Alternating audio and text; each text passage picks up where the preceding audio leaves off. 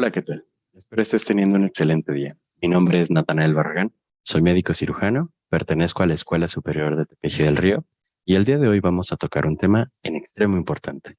Se llama estructura celular. Como introducción me gustaría abordar este tema con este refrán. Y dice, cuando se es muy joven, se sabe poco. Montañas son montañas, el agua es agua y los árboles son árboles. Cuando se ha estudiado y se ha leído, las montañas ya no son montañas. El agua ya no es agua y los árboles ya no son árboles.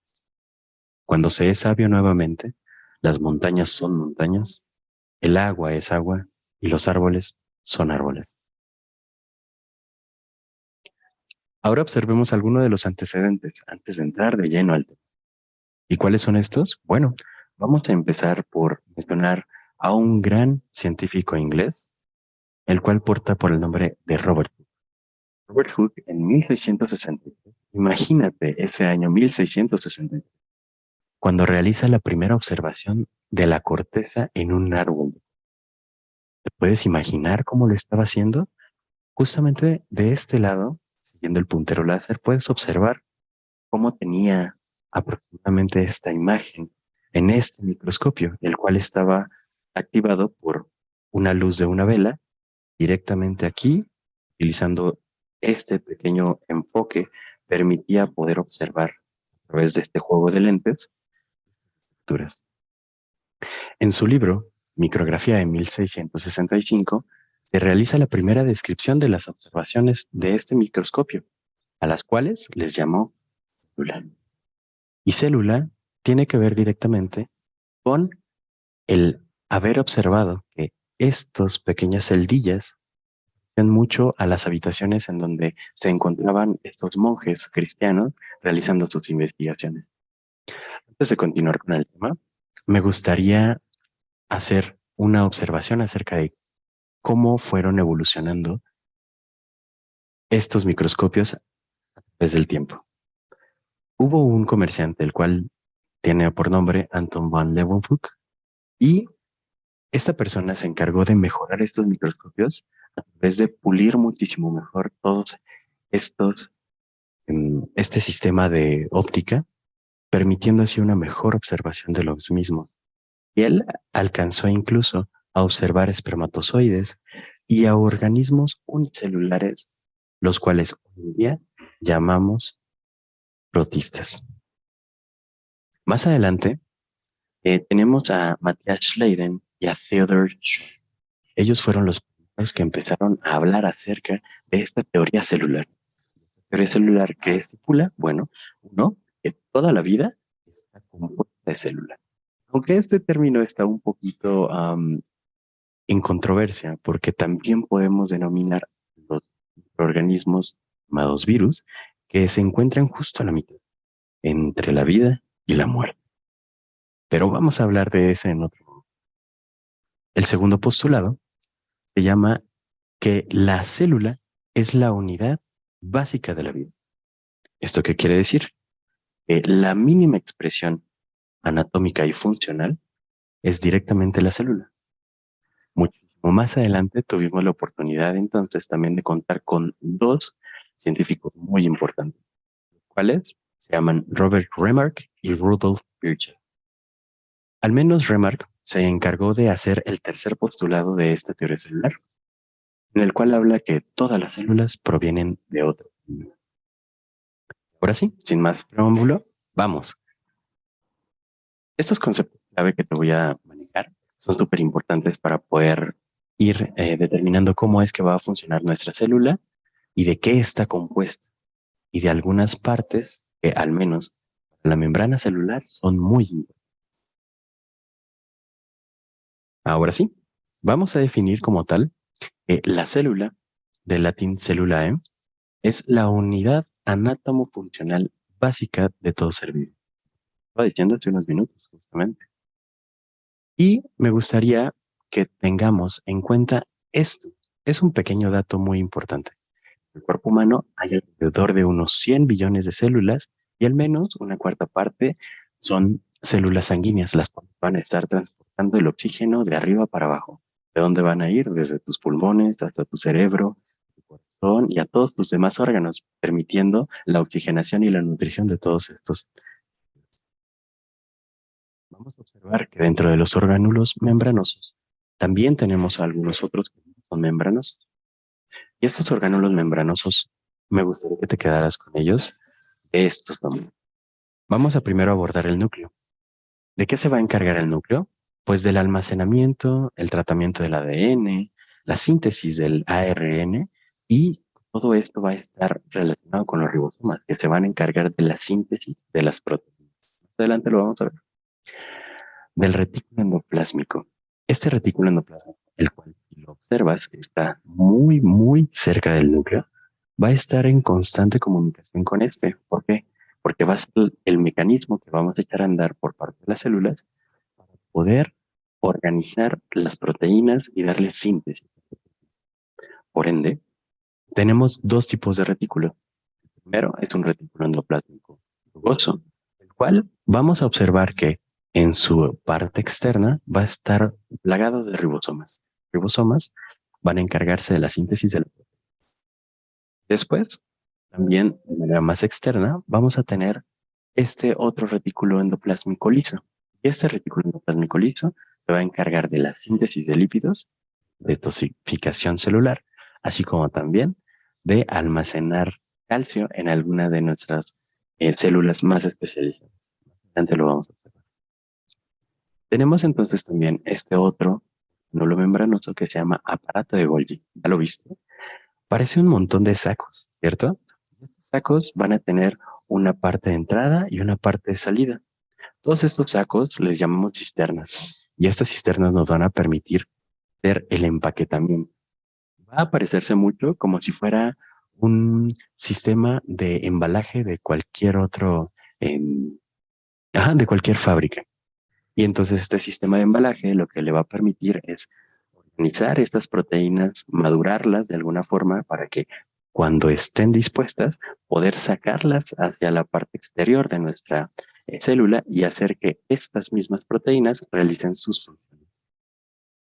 También tenemos otros orgánulos, como son las mitocondrias, y estas se van a encargar de la síntesis o de la producción de energía. Más adelante lo vamos a ver. Es un tema importante y muy interesante. También vamos a tener lisosomas, las cuales estas son vesículas que van a prácticamente ser el aparato digestivo de la célula. ¿Qué es lo que van a hacer? Tenemos aquí adentro unas proteínas que nos van a ayudar a poder desbaratar todas esas pequeñas moléculas, las cuales se van a utilizar para nutrir la célula, ¿correcto? Contamos también entonces con los peroxisomas. Estos peroxisomas nos van a ayudar a tener enzimas las cuales van a ser capaces de convivir con radicales de hidrógeno y de oxígeno y de esta manera disminuir la toxicidad que se puede generar a través de esto. Recordemos, el oxígeno en grandes cantidades podría ser también dañino. Estas vesículas, las cuales van a estar formadas también de esta membrana celular, van a funcionar como de transporte. Es decir, todas las cosas que se van a almacenar dentro de ellas van a estar viajando a través de la célula, de un lugar a otro, de un orgánulo a otro. También vamos a tener de secreción, las cuales nos van a permitir sacar estos productos que era la misma célula, al igual que las vamos a tener endocíticas y pinocíticas. Forma parte de un sistema súper importante de la célula, en el cual se llaman sistemas funcionales. Los sistemas funcionales le van a permitir a la célula alimentarse. Y por último tenemos este citoesqueleto. ¿Qué sería de la célula si no tiene un sistema de sostén para permitir guardar esa estructura? Dentro de este citoesqueleto están evidentemente los microtúbulos, los filamentos de actina, los filamentos de miocina y los microfilamentos. Sin embargo, estos son de los que menos vamos a hablar en esta. Ahora sí, vamos a observar la membrana. ¿Cómo tenemos la membrana? Vamos a tener diferentes nombres como plasma, membrana celular, membrana plasmática. Y vamos a observar que es una bicapa fosfolípida.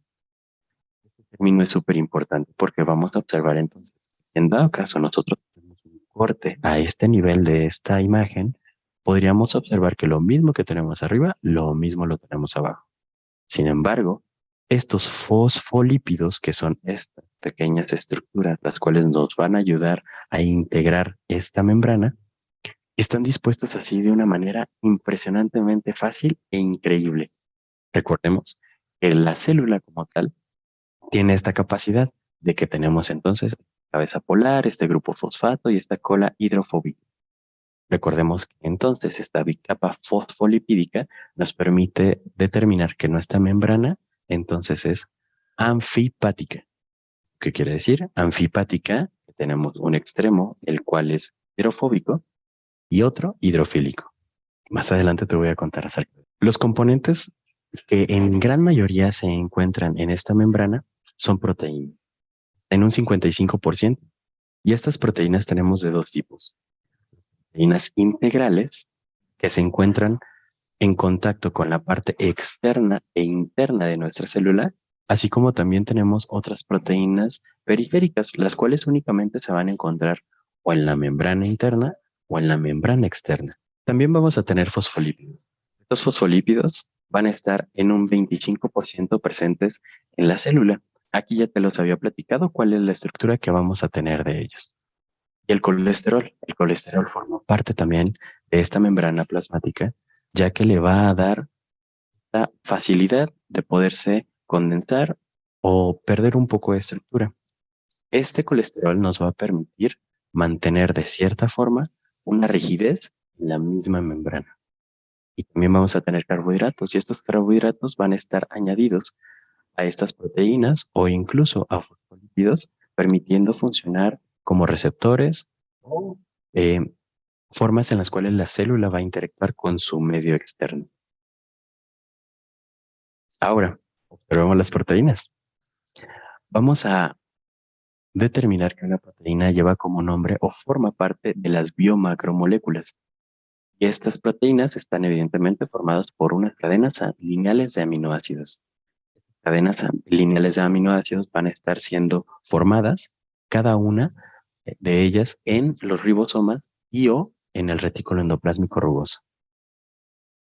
Tal cual, vamos a observar, como te había dicho, que tenemos dos tipos de proteínas. Proteínas, recordemos, se llaman integrales. Integrales quiere decir que están en contacto con la parte exterior e interior de la célula. También tenemos proteínas periféricas y estas proteínas periféricas nos van a permitir estar en un lado de la membrana. Estas proteínas van a tener muchísimos usos, dentro de los cuales podemos observar que aquí tenemos entonces unas proteínas las cuales funcionan como canal y otras proteínas las cuales funcionan como proteínas transportadoras. Y estas proteínas transportadoras nos van a permitir realizar el intercambio de iones, de agua, de electrolitos y de demás sustancias que permiten la nutrición de la célula. Ahora, recordemos, los fosfolípidos forman hasta el 25% de nuestra estructura de la membrana. Y la forma básica en la cual vamos a encontrar estos fosfolípidos es a partir de la colina, un grupo fosfato, glicerina y dos colas de ácidos grasos. Estas colas de ácidos grasos las podemos encontrar de dos maneras. Primera, que tenemos lípidos saturados. ¿Esto qué quiere decir? Que no tenemos dobles enlaces en las cadenas de los... y después tenemos de este otro lado también algunos que se llaman monoinsaturados. En estos monoinsaturados vamos a entonces encontrar que en las cadenas de lípidos van a existir un doble enlace. Vamos a hablar entonces del transporte transmembranal. El transporte transmembranal vamos a tener de dos tipos, el transporte pasivo y el transporte activo. El transporte pasivo, a su vez, se divide en dos. Primero en difusión simple y después en difusión fácil. Esta difusión simple quiere decir que el movimiento que le permite a cada una de las moléculas encontrar y estar chocando constantemente con ellas es la energía cinética que se va a guardar para poder pasar del medio extracelular hacia el medio intracelular.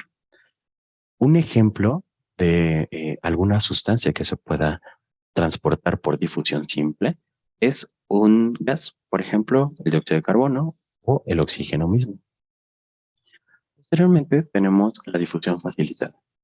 La difusión facilitada nos va a permitir el intercambio de sustancias a través de una proteína transportadora o una proteína de canal. Podemos observar cuáles son las diferencias entre cada una. La proteína transportadora, podemos observar que tiene una manera en la cual, primero, esta sustancia se va a acoplar justamente aquí.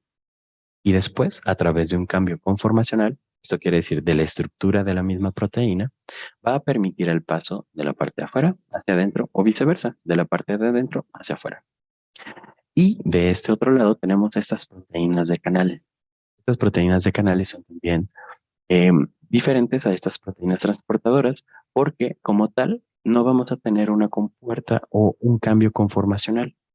Sin embargo, van a ser altamente selectivas para el tipo de sustancia que se va a transportar a través de este canal. Y tanto es así que son tan selectivas que precisamente nuestra membrana se llama una membrana semipermeable. Y semipermeable quiere decir que únicamente va a responder a lo que la misma membrana necesita o a lo que la célula necesita. Posteriormente, vamos a tener aquí el transporte activo. El transporte activo se llama activo justamente porque consume energía. La cantidad de energía que va a consumir es aproximadamente el 25% de todo lo que produce la célula. Imagínate, gran cantidad de energía se consume en este transporte activo. Y ahora sí, vamos a observar. Este transporte activo está dado por el ATP, el cual es la moneda de intercambio que vamos a permitir darle a esas proteínas. ¿Para qué? Para que suceda este chispazo y este chispazo active esta otra proteína, permitiendo así ya sea la entrada o la salida de alguna sustancia. Esto es bien importante. Vamos a tener que este transporte se va a dar siempre de un lugar que tenemos una baja concentración de sustancias, o sea, donde existe menor cantidad de este soluto, hacia el lugar en donde tenemos mayor cantidad de este soluto. ¿Esto qué quiere decir? Si te das cuenta, acá en la difusión simple estamos teniendo un gradiente o una diferencia de concentración de donde hay más por la cantidad de puntitos que observamos hacia donde hay menos. ¿Por qué? Porque nos permite entonces el movimiento cinético de estas moléculas permear hacia dentro de la célula. Sin embargo, de este otro lado, vamos de un lugar de baja concentración hasta un lugar donde hay una mayor concentración. Por eso que requiere de energía. Vamos a entonces a identificar que la molécula se va a transportar según estos mecanismos por tres cosas, dependiendo de su tamaño, de su polaridad y de la concentración que se tiene. Y podemos observar entonces que este transporte activo también se puede dividir en dos partes. Un cotransporte, el cual tiene dos diferencias. Uno que se llama simporte y otro que se llama antiporte. Dentro del simporte vamos a observar que dos sustancias van a transportarse con el consumo de energía hacia el mismo lugar. Observamos esta molécula de color marrón y esta molécula de color azul van a transportarse hacia el mismo lugar. Sin embargo, el antiporte consiste en que mientras una de ellas va hacia afuera, la otra va hacia adentro. Y esto termina siendo parte del cotransporte, que es un sistema de transporte activo secundario. Muy bien. Y este sistema de transporte activo secundario vamos a encontrar, por ejemplo, el sistema de transporte de sodio-glucosa. Transporte de sodio-glucosa, ¿qué es lo que necesitamos? Aquí ya podemos identificar entonces nuestra membrana, la cual está formada por esos fosfolípidos. Y de este otro lado vamos a tener nuestra proteína, como dijimos, una proteína integral. Y esa proteína integral es porque tiene una parte extramembrana y una parte intramembrana. Entonces, vamos a encontrar nuestro sodio y nuestra glucosa. Esta proteína necesita que tanto el sodio como la glucosa estén presentes para poder realizar su efecto. Si esto no estuviera presente, entonces es muy difícil que podamos tener el efecto completo de esta proteína. como lo tenemos en la parte externa hacia la parte interna. De este otro lado vamos a tener el antiporte. Y este antiporte sucede, por ejemplo, con esta bomba de calcio-sodio. Mientras el calcio va a salir, el sodio va a entrar. Observemos que dentro de las conclusiones es que la célula, a pesar de ser un objeto muy pequeñito, su estudio ha dado lugar a grandes descubrimientos acerca de la estructura y de la función. Por ello, sigue y seguirá siendo objeto de interés para seguir develando las maravillas que nos guardan. Te voy a compartir aquí unas lecturas y unos recursos recomendados, los cuales puedes utilizar para poder seguir haciendo investigación y continuar con tu lectura. Y aquí te dejo las referencias que se emplearon para poder realizar esta. Te doy las gracias por tu atención y que tengas un excelente día. Te dejo mis redes sociales de este lado. Hasta luego. Este video es presentado por el Sistema Ciencia Garza Educativa de la Universidad Autónoma del Estado de Hidalgo.